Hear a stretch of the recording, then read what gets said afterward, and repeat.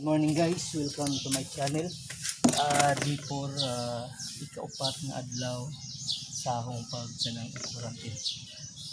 Manilhita guys para di masayang ang tong oras bisan i quarantine ka pero naaga pa tayo na buhat nga kon di masayang pa. Okay guys, manguan tagbasura kay nanilhig naman ta.